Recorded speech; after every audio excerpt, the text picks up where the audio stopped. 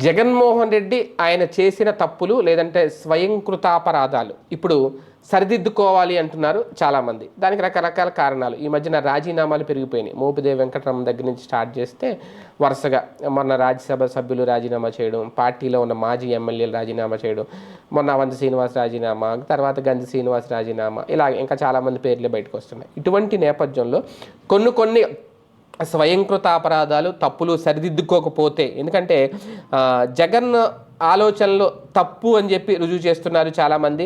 ఆయన మొండిగా ముందుకు సాగిపోవడం, అలాగే ఆయన ఆ ఫలితం రావడానికి కూడా జగన్ మొండిగా ముందుకు వెళ్ళడమే. చాలామంది పార్టీ నుంచి వెళ్ళిపోయిన వాళ్ళు కూడా జాలి పడట్లేదట జగన్ మీద. ఎందుకంటే మొన్న మధ్యన అవంతి శ్రీనివాస్ తాజాగా మాట్లాడారు, అంతకుముందు వాసిరెడ్డి పద్మ కూడా మాట్లాడారు. జగన్ నిర్ణయాలనే తప్పుపడుతున్నారు, జగన్ ఆలోచనలను తప్పుపడుతున్నారు, జగన్ వేస్తున్న అడుగులను తప్పుపడుతున్నారు కంప్లీట్గా. ఎవరు మరి ఏంటో అది అర్థం కాదు. అది జగన్మోహన్ రెడ్డి గారు కూడా ఆలోచించుకోవాలేమో, ఎందుకంటే నా చిన్న స్థాయి బ్రెయిన్కి అంతకు మించి మనం మాట్లాడలేం కాబట్టి.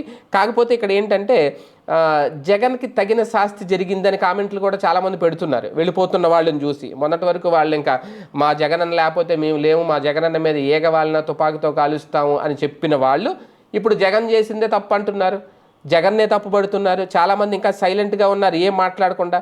ఆ సైలెంట్గా ఉన్న వాళ్ళు కూడా రేపు మాపు బయటికి వెళ్తారు అని అంటున్నారు. ఈ నేపథ్యంలో జగన్ చాలా తెలుసుకోవాలంటున్నారు. ఒకటి, పార్టీని కాపాడుకునేందుకు ఎవరు ప్రయోజనకరంగా ఉంటారో తెలుసుకొని వాళ్ళని మాత్రమే ప్రోత్సహించాలి అనేది ఇక్కడ చాలా కీలకం. ఎందుకంటే ఇప్పుడు ఆ మధ్యన ఆయన ఆమంచి కృష్ణమోహన్ అటువంటి వాళ్ళను ఆయన వదులుకున్నారు అనేది. ఎందుకంటే ఆయన కూడా ఒకప్పుడు ఆ నియోజకవర్గం చీరాల నుంచి ఇండిపెండెంట్గా ఆయన సొంతంగా ఒక పార్టీ పెట్టుకుని గెలిచిన వ్యక్తి. అంటే వ్యక్తి బలం ఉన్న నాయకులు, స్థానికంగా తన బలం ఉన్న నాయకులు చాలామంది ఉంటారు. ఇక్కడ పిఠాపురం వరం ఒకరు, ఆయన ఒకరు, ఇలా కొంతమంది పేర్లు ఉంటాయి. వాళ్ళు స్థానికంగా చాలా ఇది ఉంటుంది.